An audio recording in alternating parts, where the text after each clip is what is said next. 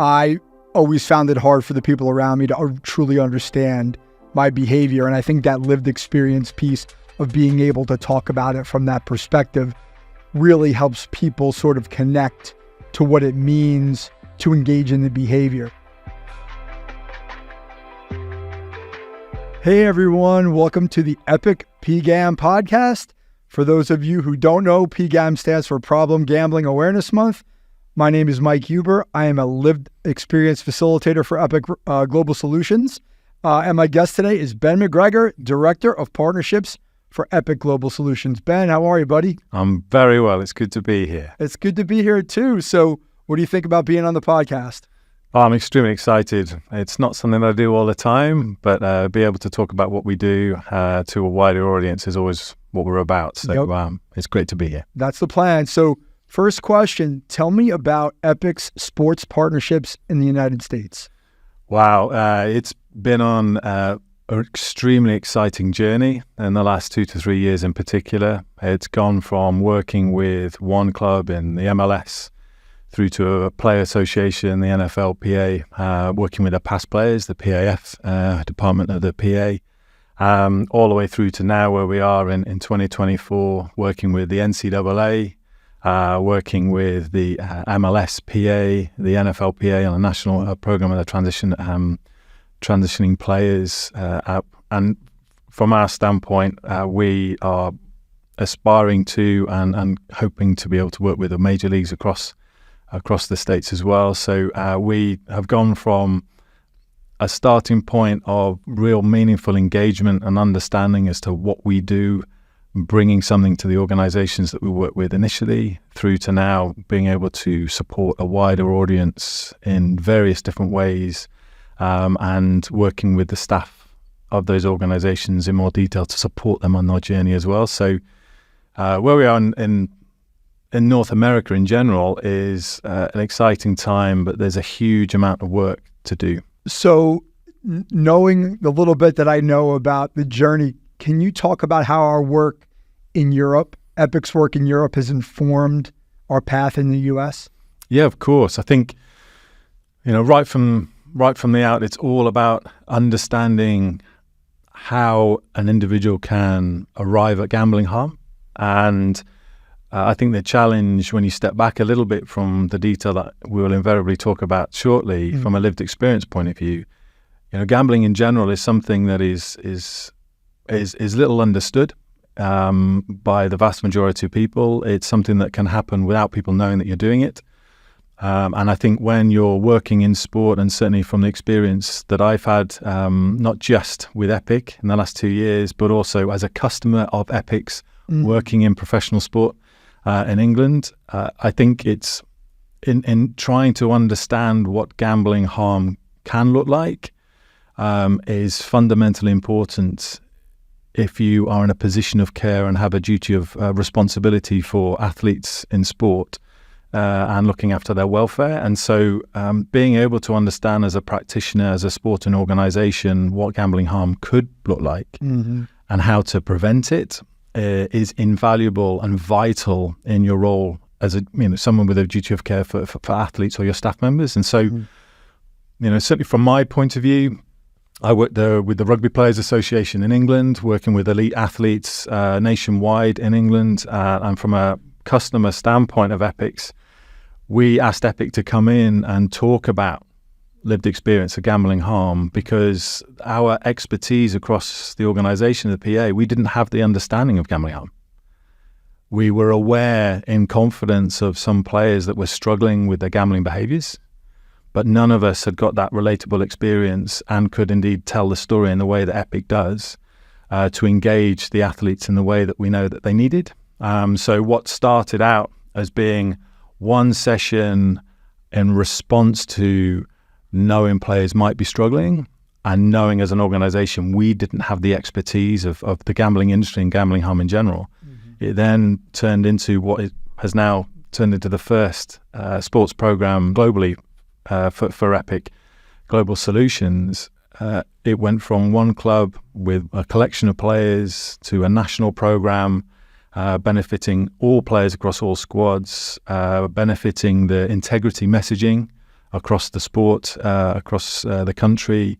It also supported underlying messages that we'd been worked really hard as an organisation to get across in reducing the stigma around mental illness, as well as understanding the wider support network at play and available to players through referral networks, family members, parents and what have you. So, yeah, it started in Europe from an awareness of the need and the importance to support the individual.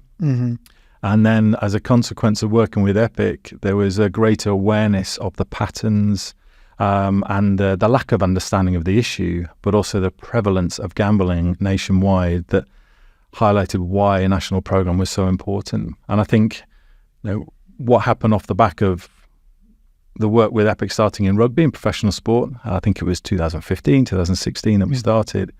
We're now working in the UK with professional cricket, with horse racing, with the Gaelic Players Association. We're working with organisations across Europe through EU Athletes, which involves member associations across loads of different sports, from Danish handball through to Greek volleyball, across Europe.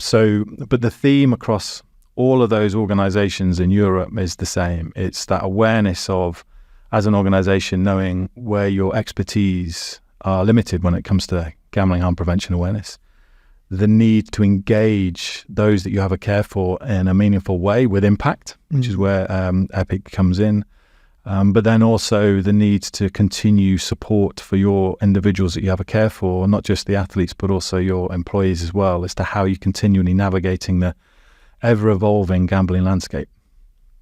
Yeah. So as a lived experience, as someone who has the experience of being a former problem gambler myself, I really resonate with those comments in the sense that, I always found it hard for the people around me to truly understand my behavior. And I think that lived experience piece of being able to talk about it from that perspective really helps people sort of connect to what it means to engage in the behavior. Now, in Europe, gambling is much more mature from a regulatory standpoint. In the U.S., this is a fairly new endeavor in the last 5 years or so. So not to put you on the spot, but can you talk about maybe some of the differences or challenges that we're seeing in the U.S. in terms of articulating the value of lived experience for some of these leagues and organizations that we're in conversations with? Yeah, of course. I think it's important to recognize that no organization that we're working with or in conversations with at the moment are anything other than trying to be proactive. I think the sheer scale of landscape in North America is a huge difference to the UK. In terms of government legislation coming in the best part of 2 decades ago, brought about the learnings that we can now give benefit to all organizations working with in North America. But the scale in the UK is drastically different. Also, from a cultural standpoint, in terms of commercializations around sport, it's a different sort of space as well. But I think, without a shadow of a doubt, in North America, the emphasis on what we're desperately trying to support those that we're working with and the wider audience is to try and get a shortcut on the learnings of the best part of 2 decades worth of positive engagement, but also extremely challenging times as well. And I think the best way of being able to do that is to allow people to understand the worst case scenario and walk back from that, and know that there is something that you can do that's extremely proactive and positive to prevent potential harm happening, but also to build in policies, measures, processes, and a wide awareness in the communities that you work within to look out for one another. And I think the other big part to bear in mind is that over the course of the work that we've been doing in Europe in particular, now what we're starting to see in North America as well, is there's a proactiveness on the part of a number of operators that are trying to do right by their customers. Not all sporting organizations are the same in terms of how they look after their people. The same can be said for the gambling operators, right? But there are some fantastic examples out there that highlight what good looks like.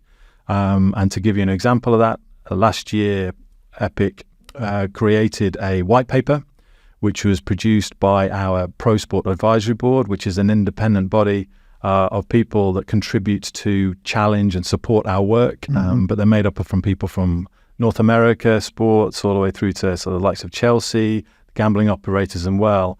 And that white paper was designed to allow the industry and sport in general to understand the landscape of gambling harm and gambling behaviors across sport with research to back it up.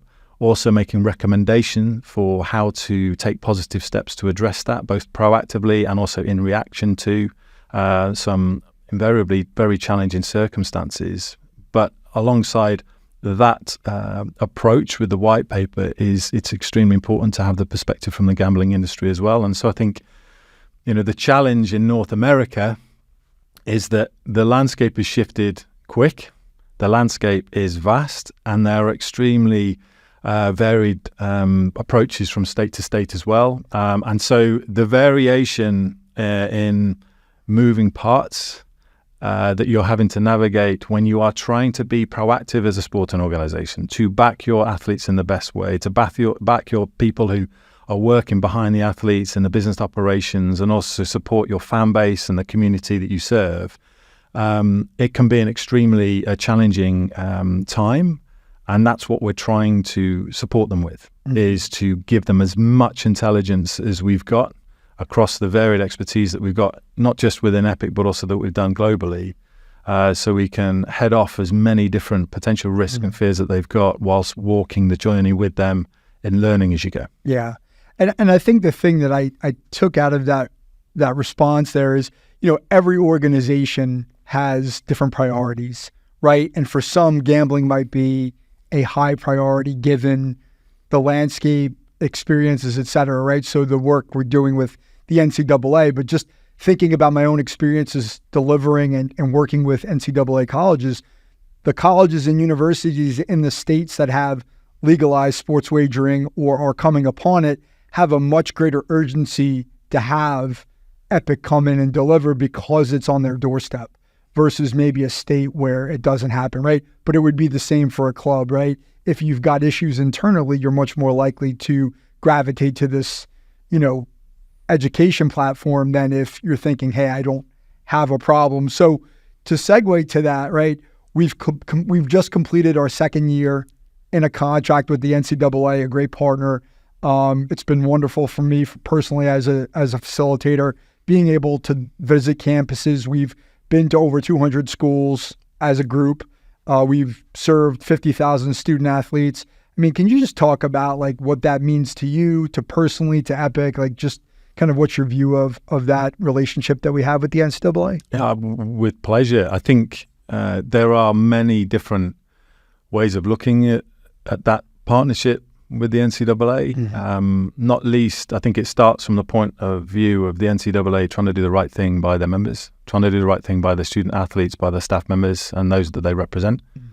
I think it also comes from the point of view of them trying to grasp the nettle, if that's a phrase that I can use. It's about being able to look squarely in the eyes of what needs to be done and trying to do all they can to address that. And the sheer scale of the job at hand is something that is not lost on any of us as part of this journey, but it's something that we're extremely excited to be part of that journey with. And I think with the NCAA, the trigger, if you like, for them to engage with EPIC stemmed from a common theme, which is the enforcement, the compliance, and the integrity theme of understanding how potential manipulative behaviors in terms of gambling could impact the integrity of sports. It's something that we've seen in Europe, and there's a real intersection between gambling behaviors and potential risk of integrity breaches as well. And I think it's extremely, having been on the side of delivering integrity messages to athletes, delivering to athletes can be a tough gig, and you are really trying to bring in the most engaging, and that's no disrespect to the athletes, right? I've been one, so but to have the schedule that you have as an athlete, to know all the pressures that you have an athlete, you have to make sure that when the time that you have in front of them is so tight, you have to make sure that lands right. And I think the personal stories that EPIC bring has really ignited a way of the NCAA, the colleges, the student athletes, and the staff behind the students to have further conversations off the back of the session. And so I think with the NCAA, it's recognizing their proactiveness. It's recognizing that the way they've engaged with EPIC is through that mandate to protect the integrity of sports.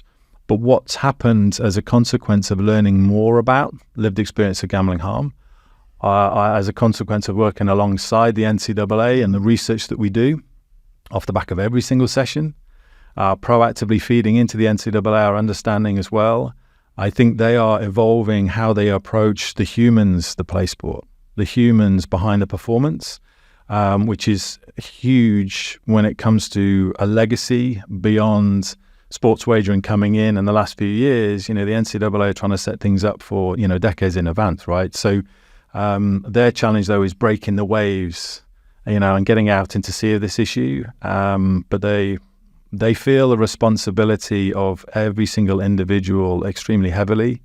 And in what they're trying to navigate when it comes to compliance and enforcement is to do that in a way that supports the person as best they can, whilst also making sure that they're holding the line in the way that they need to. And I think the lived experience that you provide, the team at EPIC provide in support of NCAA's aspirations is working extremely well. But there's a huge amount more to be done. Yeah, I mean, I could tell you from my own experience, having delivered at tens of colleges over the last few years, that lived experience piece is really what helps sort of break the waves, right? Break down the barrier with student athletes, right? I could tell you from that experience, there's so many rules and so many compliance messages that student athletes are getting because the NCAA has a lot of rules that it almost becomes white noise at some point. But when you're able to come in there and talk to them from a human perspective about, this is what I've been through, and this lesson, this education is not only giving you a message about what you can and can't do, but it's really about your well-being as a person, the choices that you make. It's going to extend beyond college. It's going to extend into adulthood, and all the experiences that I had personally as a problem gambler extended it well into adulthood. And so we don't want them to make the same mistakes that we as lived experience, personnel, deliverers, facilitators have. And so I think that really resonates and lands on them. So I guess the next question is, how do you think EPIC is using the experiences that we've accumulated through the NCAA relationship, which has been so fruitful? How are we applying that to our work moving into professional sport in the U.S.? Well, I think to your point, the lived experience in gambling harm can be, from my point of view, an apex issue when it comes to being in a position of care for athletes or your staff members, which is to say that the issue of gambling actually has a number of connecting issues as well. And it's only through the lived experience story do you have a platform and a safe place to be able to recognize those issues and the contributing factors, but also fundamentally do something about them. And so I think, the nature of the work that we've done with the NCAA and the colleges that we've worked in has highlighted a number of parallels in performance environments that we're working with across, well, not just North America, but also Europe as well. And I think, if you think about it, gambling harm through the eyes of different people mean different things. There's, to your point, your lived experience journey and that sort of courageous approach that you take, and everybody else at EPIC sharing their lived experience story in trying to support people to not get to that stage. But there's also those in the room that are listening to the personal story and trying to figure out, how does that relate to me? You might have somebody in the room, and this can apply just as much to an NFL player as it can do to a student athlete. And it's, for me, it's about, what's my relationship with gambling? And that's why we have the gambling harm spectrum that we talk about to support that self-reflection tool. But then it's about understanding, right, now that I'm understanding my journey with gambling and where I'm at the moment, what are the contributing factors to either sort of, supporting me slowing down potentially harmful behaviors, or how could I potentially look to my teammate or my colleague and help them out if I know that they're struggling? And I think it all boils down to being able to get the right support at the right time. And so a big part of the journey that we take is making sure that any work that we do at our partners feeds back into the existing infrastructure, the existing support networks, the expertise. And I think you said earlier about how different organizations have different resources available to them at different times, and that couldn't be more true. And so a big part of our job is being able to identify what best practice looks like as a consequence of the work that we've done around the world and continue to do, but also supporting organizations as to where they can bring a point of difference in their next step in addressing their sheer volume of priorities, but we bring that gambling harm focus lens. And I think when it comes to the US sports, pro sports in particular, our journey started with the NFL, PAF, and the work they were doing in support of past players' mental health, and also Chicago Fire as well. And they've now turned into continuing and longer-term partnerships with the MLSPA. It's fantastic to continue the work with Chicago Fire, but also to engage with the player reps at the player board just before Christmas.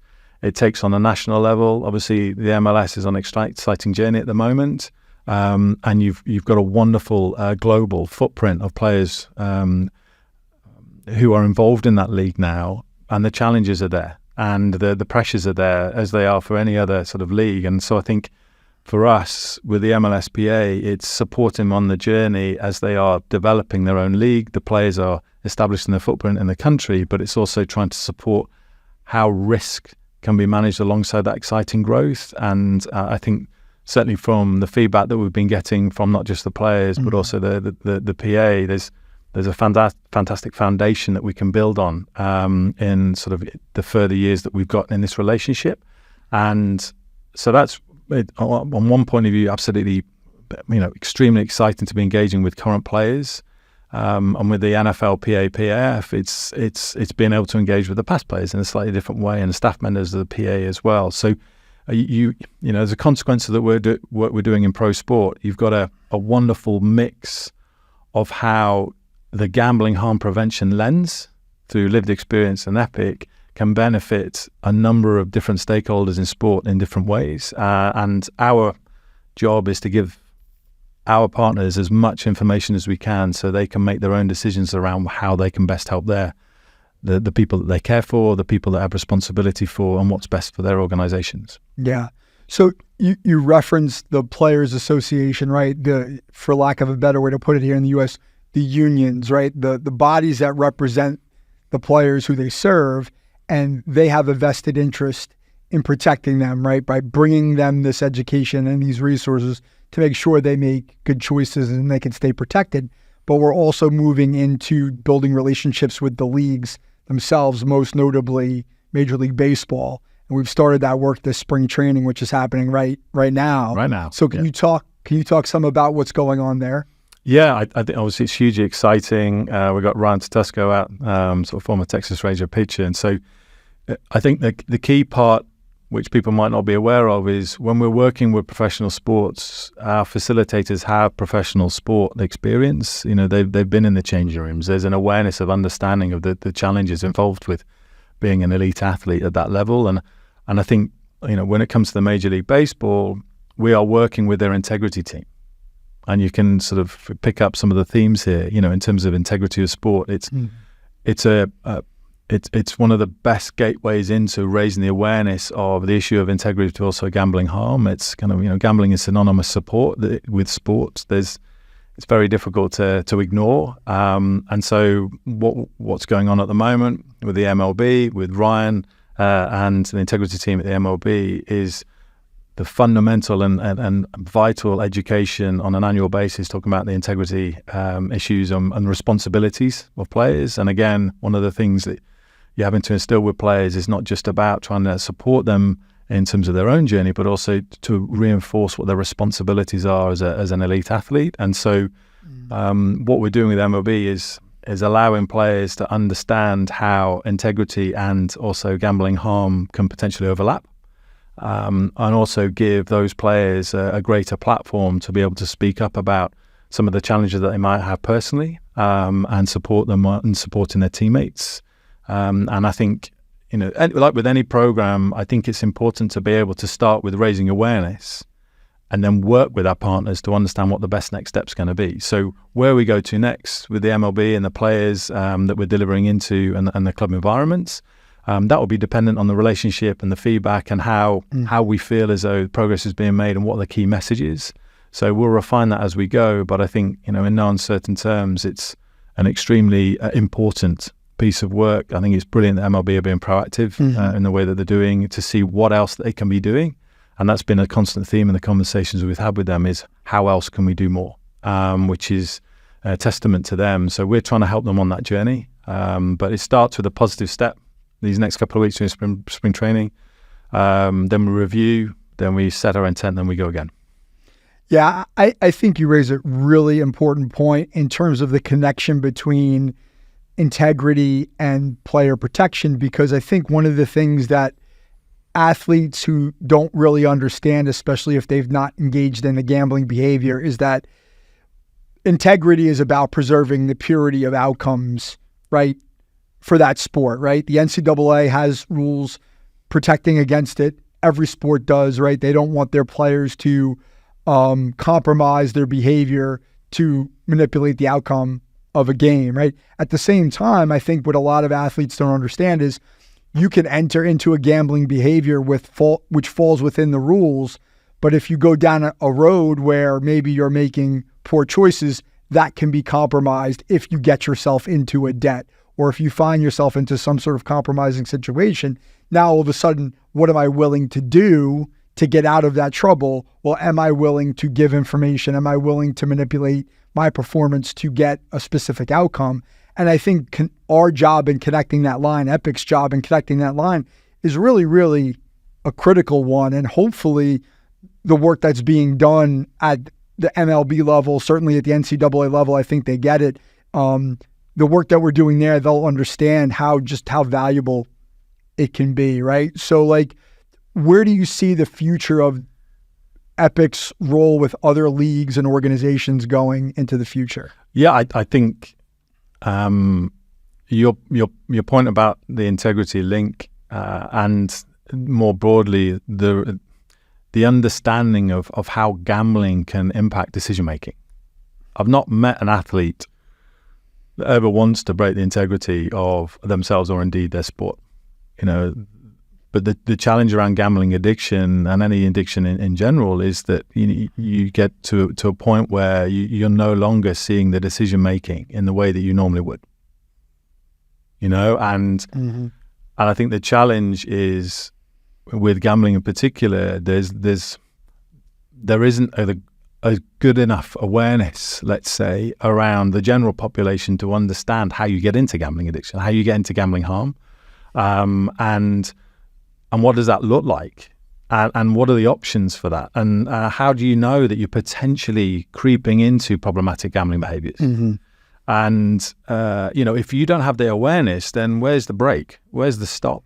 And I think from our standpoint, in terms of where are we going, I think it's trying to support the organizations that we're partnering with, the players, the staff and the organizations that we're working with, to have as much information as we have on this issue so they can keep making informed decisions around what they need to do next. And what do I mean by that? It's, if you think about, integrity breaches, they can be brought in and obviously they make a lot of headlines, but there's often little known about the actual reality of the circumstances behind that. And there's an increasing amount of social media pressure being placed on athletes around gambling in general. Athletes are placed under an extreme amount of pressure, and so too are performance staff as well. They're under the spotlight.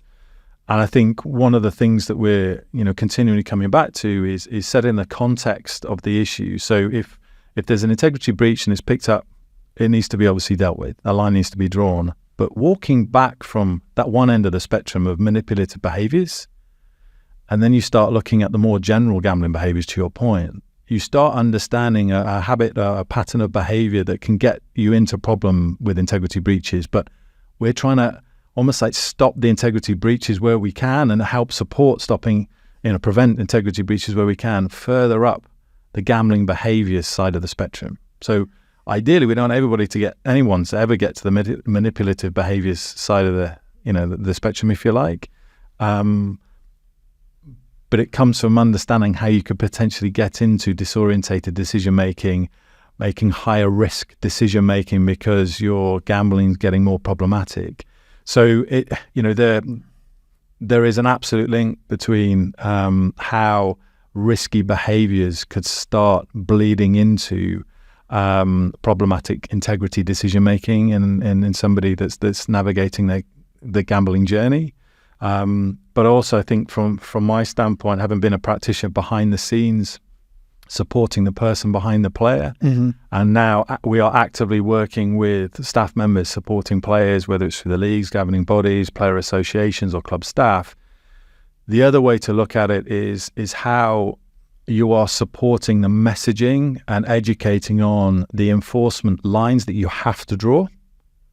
Are they articulating how is that integrity breach happen, what's gone into it, and so people understand why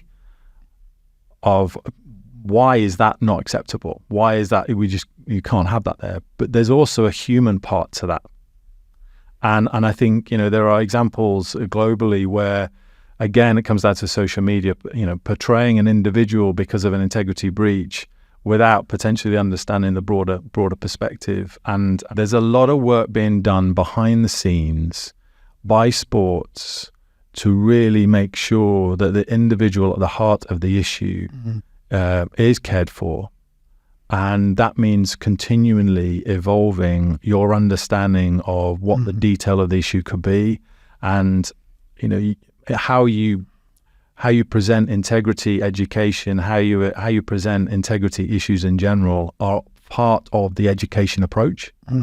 And if there's an awareness of how that links in with the human side of things, so once you draw a line on integrity breach, what happens to that person after that? Can they re-enter into the sport? If they're a flat line, what happens if they can't re-enter the sport? What does their life look like beyond that? And I think, and that's why I talk about gambling harm being an apex issue, is because you step back and you start thinking about it as a person issue rather than a sport issue, and it ties in with issues to do with identity in terms of life purpose, because at the hard end of what we're dealing with here. And I think this is the bit that makes the work that we're doing with the NCAA, over 50,000 people have seen the sessions over the last 2 years. The work that we do in the NFL, PAPF, MLSPA, MLB, but also all the sporting organizations, including Premier League clubs, EFL, rugby in Europe. At the heart of it, it's always got to come back to lived experience of where you could get to. Because I think when you're talking about integrity breaches, it has the potential consequence of taking a livelihood out of it, taking somebody's identity away from them, and effectively putting them in a position where they feel as though they don't have options. And I don't think anybody wants anybody to arrive at that point. And, it's trying to understand how we can back sport, back athletes to take proactive responsibility for what they can do to prevent these issues getting to the point of that. But that starts with understanding, what does it look like? How can it start? And what can I do that's supportive of the environment I'm in to try and avoid that scenario happening? So I think we're just at the start of the journey in supporting pro sports in North America in navigating this. I think there's already some phenomenal examples as to what good looks like. But if there's one thing that we've learned over the course of navigating legalized sports wagering in the UK, is each step that you take gives you a chance to learn more and do something more about it. I mean, you said a lot there, and I want to get to the point where we start to wrap up here, but I did want to just sort of touch on what you just said, right? Like, I think the wealth of lived experience, the wealth of professional experience, consultative experience that EPIC has now in Europe and then in the US and other parts of the globe, like, really puts EPIC in a really good position to be an advisor, right? To kind of shape the conversation around not just gambling harm prevention, but mental health, right? Mental health and well-being for athletes. So and we've seen that kind of expand, like our reach in that area. I've seen it firsthand in some of the work that I do personally in terms of having a mental health effect. Can you just sort of touch on real quickly, like, what it means sort of to play that role in the mental health space? Yeah, I think. Well, first and foremost, we are not medical experts, and we'll never say that we are. I think certainly from the experience that we've had working with professional sports, the NCAA, and the wider sporting community, the lived experience story is a catalyst for positive action. From a practitioner point of view, when I've been supporting elite athletes on their journey of mental illness, there can be an extremely large gap between recognizing that you need support and taking the step to get that support. Picking up the phone to a specialist, unfortunately, can sometimes never happen when it needs to. And so what EPIC and the lived experience storytelling allows individuals to do is actually step forward into a safe space that is between recognizing that they need support and actually plugging into specialists. And I think the testimony to that is when you attend a session and you see the number of athletes stopping back and staff members stepping back after the session to speak to the facilitator, whether it's to speak directly about their own journey, to understand a little bit more about what they can do or what's next, or indeed, I have a friend or I have a family member. It doesn't matter what form it takes. There's no judgment here. The point is there's an opportunity to be able to instill a sense of confidence about taking something forward in support of the journey that they're on. And I think that's the point of the athletes in the room. But again, I come back from the expertise across EPIC. We have, former director of performance and well-being at the Toronto Maple Leaf, Dr. Meg Popovich. We have sort of head of well-being at the Scottish Footballers Players Association, and former player care sort of lead at a club in Scotland as well in terms of soccer. So, and myself, I headed up the National Wellbeing and Personal Development Program in rugby. We've got practitioners on the ground that recognise the responsibility you feel in backing a player, and also recognise the sheer vulnerability you have as a practitioner when you're trying to do the right thing by an individual, but you don't have the expertise yourself. And I think the key part there is, alongside the lived experience storytelling and the benefit to those in the audience, how we work with organizations, allow them to build in infrastructures, processes, and protocols to capture and support capturing an awareness of where problematic behaviors might be outside of the session. So we talk about beyond the session to benefit those around the session and those supporting the players. But when it comes to the mental health awareness point of view, it's all about trying to facilitate better use of what is often phenomenal, support networks in place around players, around athletes, around performance staff, but underutilized. And so from our point of view, we recognize the importance that we play in linking up an awareness of the need for help, or a curiosity around, do I need help, with those that are specialists in their field, and that can be there for that individual in the best possible way. So last question as we wrap up. In the spirit of Problem Gambling Awareness Month, right? Building awareness, that's a conversation we're trying to have here, building awareness around problem gambling. What's the one thing you'd want a listener of this podcast to take away? Oh, wow. Great question.